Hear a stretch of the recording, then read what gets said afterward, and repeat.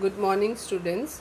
So, today we are going to do some illustrations based on this chapter, that is tool for financial statement analysis. So, let us start with the sum. You can do with me in your notebooks. As you can see, the illustration is given to you. Equities and liability, the information about shareholders fund, current liabilities and the total of equities and liabilities. Then assets, non-current assets information is given, current assets and the total. Now let us start with comparative balance sheet. So while doing comparative balance sheet, the important things which you have to keep in mind, like 2019 in the given balance sheet will be considered as the current year, and 2018 will be as the previous year. So while doing the calculation, we have to prepare columns, particulars. In particulars, all the details of equities and liabilities will be given, then note number, and after that 4 columns. So these 4 columns, like the first column will be 2019, the second column 2018. We have to find out the absolute change. So this absolute change you can find by deducting, that is from current year as we have taken 5 lakh, previous year 2018, so 5 lakh minus 3 lakh, so absolute change will be 2 lakh.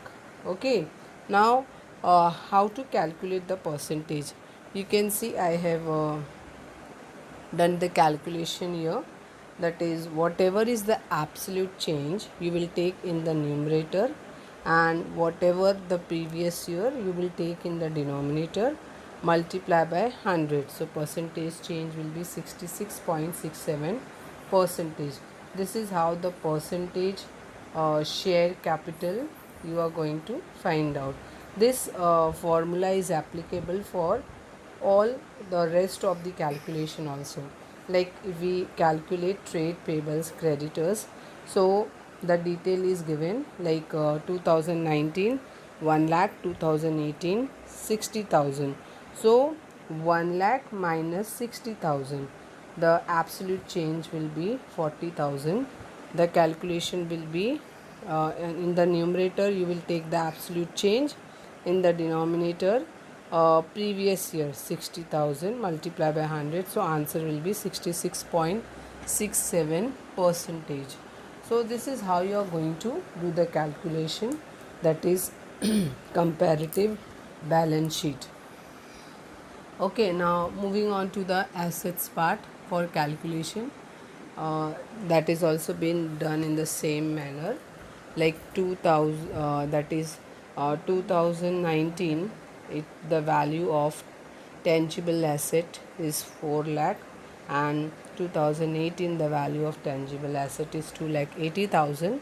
So we will deduct the value, like 4 lakh minus 2 lakh 80,000, so absolute change will be 1 lakh 20,000.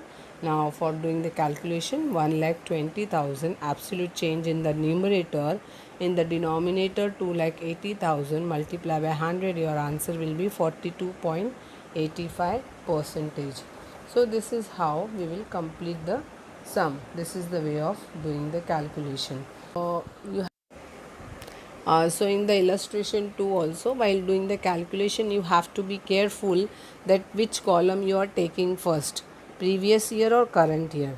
Your deduction should be very much clear, that is if you are taking current year, so from current year you are going to deduct the previous year, and if you are taking previous year in the first column, then also the method will be same, like from the current year only the deduction will take place. This what you have to keep in mind. So again 4 columns, the first and second column is regarding the details being given about the balance sheet, and absolute change, that is the third column, and what is the percentage change. The calculation part will be same as we have done in the above sum. So you can see for finding out the percentage, whatever I have told you, like absolute change, you have to take in the numerator and in the denominator the previous year, the value of previous year, multiply by 100. Similarly for current liability, same thing, absolute change is 30,000, previous year that is 50,000, multiply by 100, so on you will continue the sum. So whatever sums you have in the reference book, you can practice it for the homework, preparation of comparative balance sheets. So that's all for today. We will continue with the common size statement in the next lecture.